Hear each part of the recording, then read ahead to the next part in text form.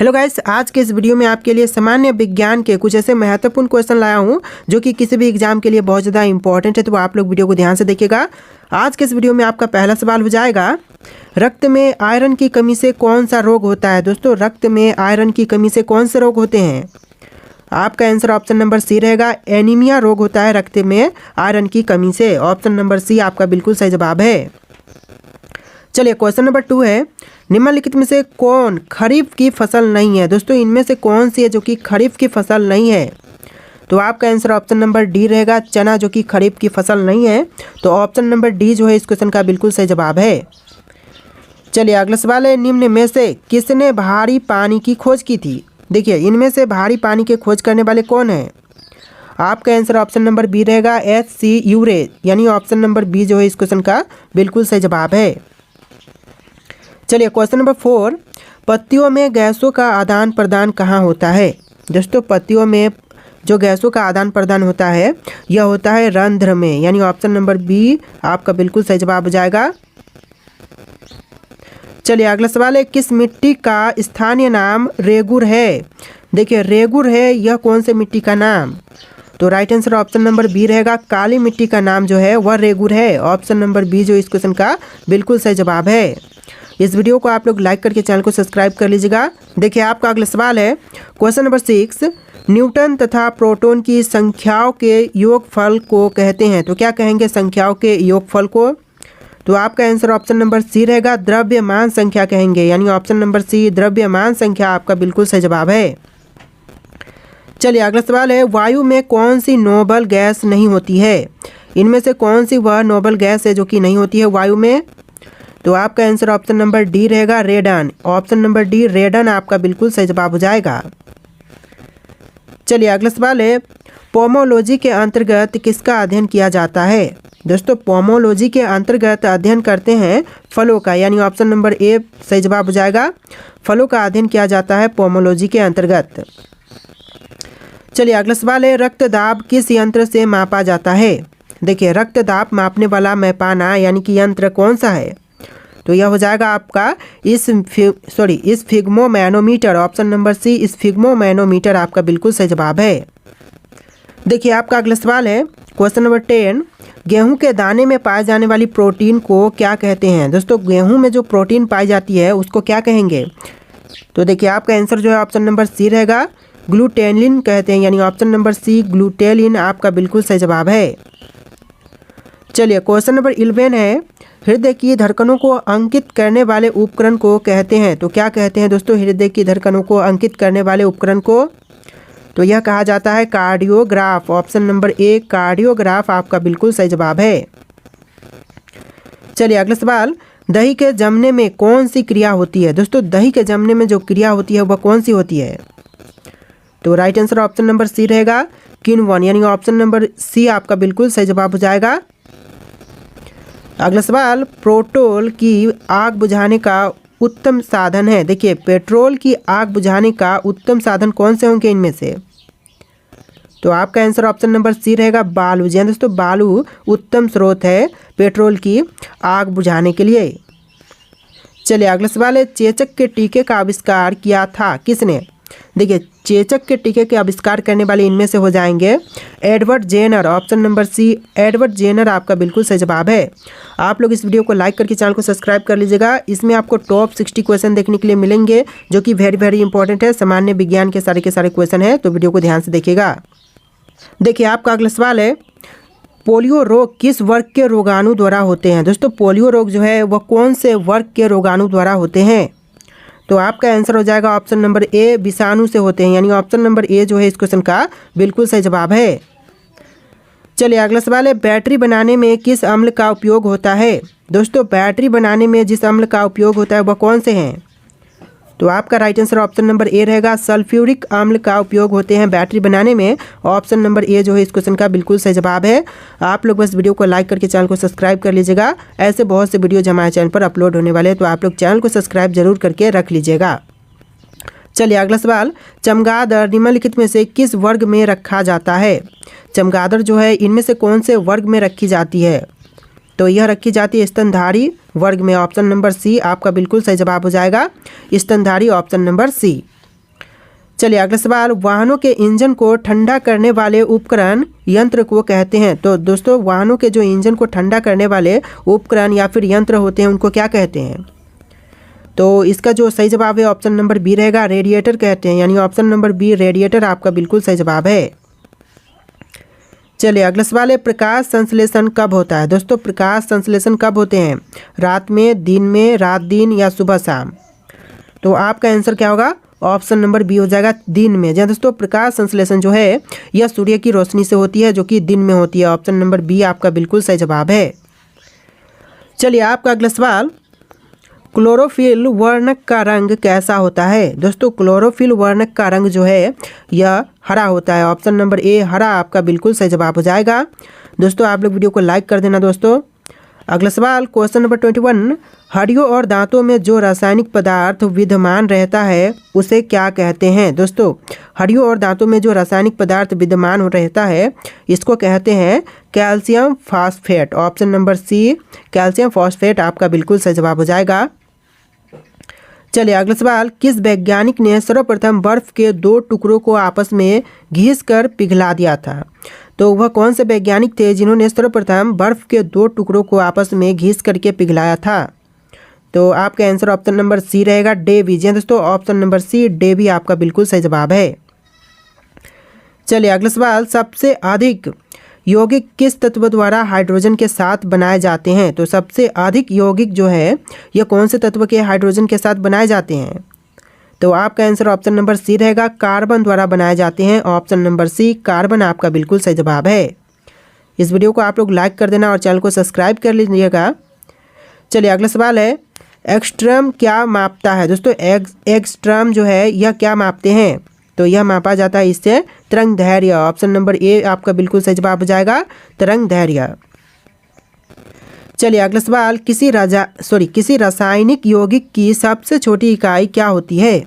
देखिए किसी भी रासायनिक यौगिक की सबसे छोटी इकाई जो है यह होता है अणु। ऑप्शन नंबर डी अणु आपका बिल्कुल सही जवाब हो जाएगा। सारे के सारे क्वेश्चन वेरी वेरी इंपॉर्टेंट है, वीडियो को ध्यान से देखिएगा। अगला सवाल क्वेश्चन नंबर 26, वायुमंडल में बादलों की तैरने का कारण है? तो देखिए वायुमंडल होगा दोस्तों, वायुमंडल में बादलों के तैरने का जो मुख्य कारण है वह क्या है? तो आपका आंसर ऑप्शन नंबर बी रहेगा, घनत्व के कारण वायुमंडल में बादल तैरते हैं। ऑप्शन नंबर बी इस क्वेश्चन का बिल्कुल सही जवाब है।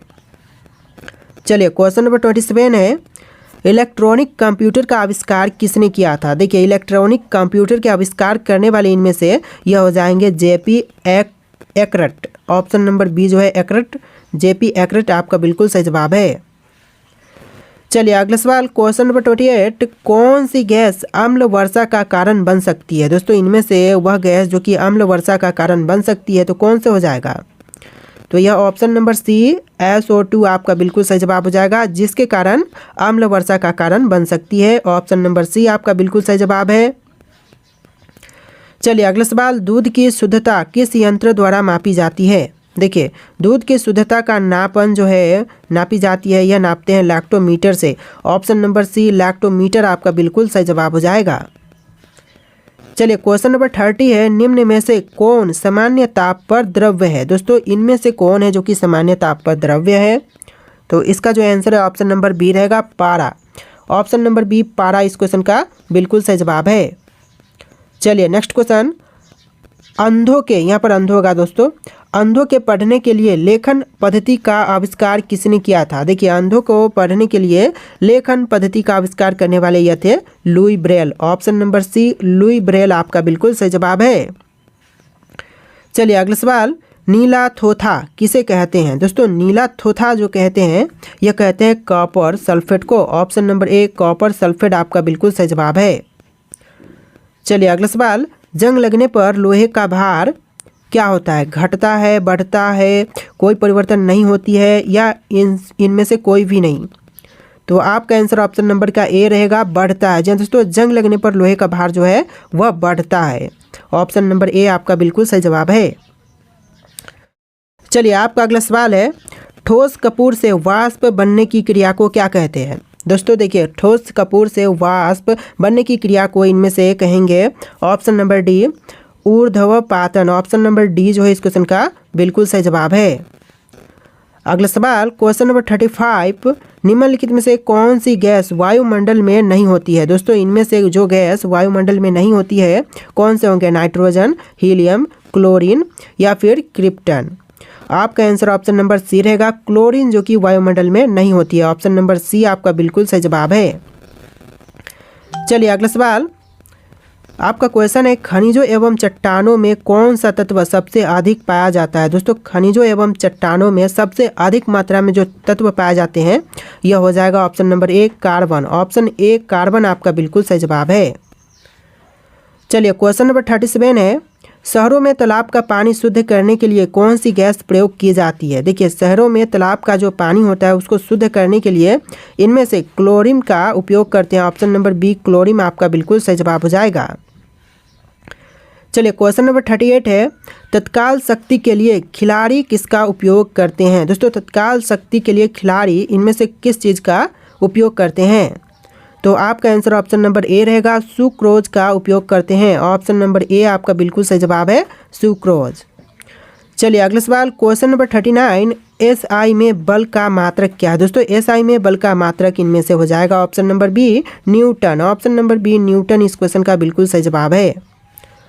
चलिए क्वेश्चन नंबर 40, लुढ़कती हुई गेंद कुछ दूर लुढ़कने के बाद स्वयं रुक जाती है, निम्नलिखित में से किस कारण से। दोस्तों लुढ़कती हुई गेंद जो है वह स्वयं कुछ दूर बाद रुक जाती है, इसका जो नियम होगा कौन से नियम पर आधारित है। तो आपका आंसर हो जाएगा ऑप्शन नंबर ए, घर्षण बल के कारण, यानी घर्षण बल। ऑप्शन नंबर ए जो है इसका बिल्कुल सही जवाब हो जाएगा। देखिए आपका अगला सवाल है, प्लास्टर ऑफ पेरिस प्राप्त किया जाता है। दोस्तों प्लास्टर ऑफ पेरिस किससे प्राप्त करते हैं। तो आपका आंसर ऑप्शन नंबर बी रहेगा, जिप्सम से, यानी ऑप्शन नंबर बी जो है इस क्वेश्चन का बिल्कुल सही जवाब है। दोस्तों आप लोग वीडियो को लाइक करके चैनल को सब्सक्राइब कर लीजिएगा। चलिए क्वेश्चन नंबर 42 है, सूखी बर्फ यानी कि ड्राई आइस होती है ठोस, इनमें से किस कारण से। दोस्तों सूखी बर्फ जो है वह ठोस क्यों होती है, इनमें कौन से गैस के कारण। तो आपका आंसर ऑप्शन नंबर का बी रहेगा, कार्बन डाइऑक्साइड के कारण। Option number B carbon dioxide आपका बिल्कुल सही जवाब हो जाएगा। चलिए अगला सवाल है, जब किसी धातु को गर्म किया जाता है तो उसका घनत्व बढ़ता है, घटता है, कोई अंतर नहीं होता है या फिर इनमें से कोई भी नहीं। तो आपका आंसर ऑप्शन नंबर का सी रहेगा, कम हो जाता है। जी हाँ दोस्तों, जब किसी भी धातु को गर्म किया जाता है तो उसका घनत्व जो है वह कम जाता है। ऑप्शन नंबर सी आपका बिल्कुल सही जवाब है। चलिए अगला सवाल है, निम्नलिखित में से कौन सी एक मिश्र धातु है। दोस्तों इनमें से जो मिश्र धातु है वह कौन सी हो जाएगी। तो देखिए आपका आंसर ऑप्शन नंबर का बी है, स्टील, जो कि एक मिश्र धातु है। ऑप्शन नंबर बी स्टील आपका बिल्कुल सही जवाब है। चलिए अगला सवाल, लोहे में जंग लगने का मुख्य कारण क्या है। दोस्तों लोहे में जो जंग लगती है इसका जो मुख्य कारण है यह ऑक्सीजन ही है। ऑप्शन नंबर ए ऑक्सीजन आपका बिल्कुल सही जवाब हो जाएगा।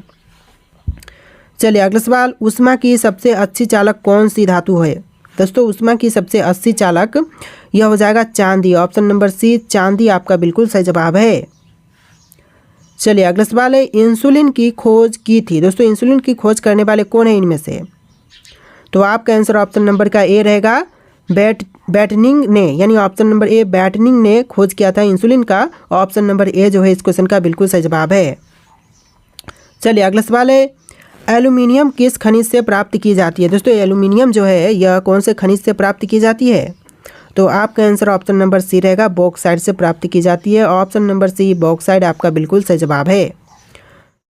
देखिए आपका अगला सवाल क्वेश्चन नंबर 49, रिचर स्केल किसके नापने में प्रयोग होता है। दोस्तों रिचर स्केल जो है यह नापने के लिए प्रयोग होता है भूकंप की तीव्रता, यानी भूकंप की तीव्रता जो है वह रिचर स्केल से मापते हैं। ऑप्शन नंबर ए जो है इस क्वेश्चन का बिल्कुल सही जवाब है। नेक्स्ट क्वेश्चन देखते हैं, रडार में किस प्रकार की तरंगें होती है। दोस्तों रडार जो होती है इनमें किस प्रकार की तरंगें होती है। तो आंसर जो है ऑप्शन नंबर का बी रहेगा, विद्युत चुंबकीय तरंगें होती है। ऑप्शन नंबर बी विद्युत चुंबकीय तरंगें आपका बिल्कुल सही जवाब है।